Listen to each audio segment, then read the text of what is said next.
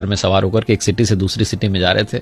Highway पर drive कर रहे थे, नदी पर जो पुल बना हुआ था, जैसे उसको पार किया तो एक लड़की दिखाई दी जो तरबूज बेच रही थी सड़क किनारे। बच्चे ने जिद की वाटरमेलन चाहिए, तो इन्होंने कार को साइड में रोक दिया। गाड़ी का शीशा नीचा करके जो है मैडम ने पूछा कि क्या भाव दिए, तो उस लड़की ने कहा कि 50 रुपए का एक लेके चले जाओ। तो ये जो मैडम थी मोल भाव करने लगी कि 30 रुपए, उससे ज्यादा नहीं। वो बच्ची कहने लगी कि आप गजब कर रहे हो, आपने तो 30 रुपए बोल दिया। तो मैडम ने कहा चलो 40 रुपए। तो उस बच्चे ने कहा अरे 40 का तो हमें ही पड़ा है, 45 का मैं आपको दे सकती हूँ। ये भाई साहब जो थे, पति जो थे, मुस्कुरा रहे थे कि क्या ये जिद बहस कर रही है इतनी छोटी सी बात पर। और जो मैडम थी वो मोल भाव में लगी हुई थी।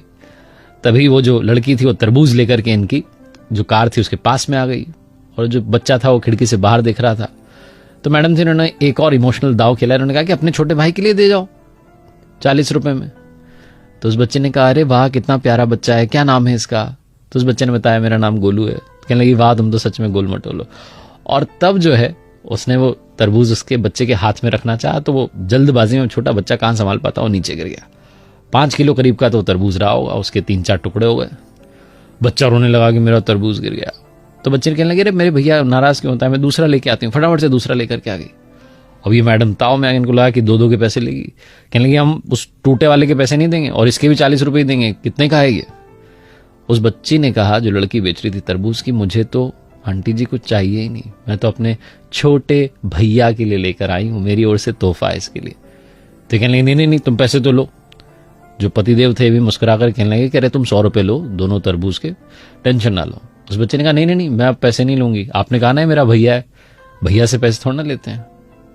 तो ये जो मैडम थे उन्होंने कहा कि अरे ये तो मैंने ऐसे ही कह दिया था, तुम पैसे ले लो। उस छोटी सी लड़की ने जीवन का सार कहा। उसने कहा कि मेरी माँ कहती है कि रिश्तों में नफा नुकसान नहीं देखा जाता, पहला वाला टूट गया कोई बात नहीं, दूसरा वाला इसके लिए मेरी ओर से गिफ्ट है, तोहफा है, आप लेके चले जाओ। जब उसने ये बात कही तो इन मैडम ने पूछा कि तुम्हारे परिवार में कौन कौन है, तुम्हारा कोई भाई है। उस लड़की ने कहा मेरा भाई तो, और ये कहकर के रोने लगी कि कुछ समय पहले ही उसकी जो है डेथ हो गई, बीमार हो गया था, हम हॉस्पिटल ले जाते तब तक उसने दम तोड़ दिया, 2 साल का था वो। मुझे तो इसमें अपना भैया नजर आया, आप लेके जाओ तरबूज। ये जो मैडम थी ये जहां से आ रही थी अपने घर से और दूसरे शहर जहां जा रही थी, वहां पर किसी के रिलेटिव के यहां पर जाना था, गिफ्ट देना था, कंगन लेकर के जा रही थी। बिना देरी के इन्होंने अपने पर्स में से वो कंगन निकाले और उस लड़की के हाथ में रख दी कि बेटा है मेरी तरफ से तुम्हारे लिए। वो लड़की कहने लगी कि अरे तरबूज के बदले ये। तो इन्होंने कहा हाँ बेटा, रिश्तों में नफा नुकसान नहीं देखते, तुमने इसको अपना भैया माना, मैं तुम्हारी माँ हुई, मेरी ओर से तुम्हारे लिए, अपना ख्याल रखना और सबका ख्याल रखना। ऐसा बोलकर के इन्होंने गाड़ी आगे बढ़ा ली।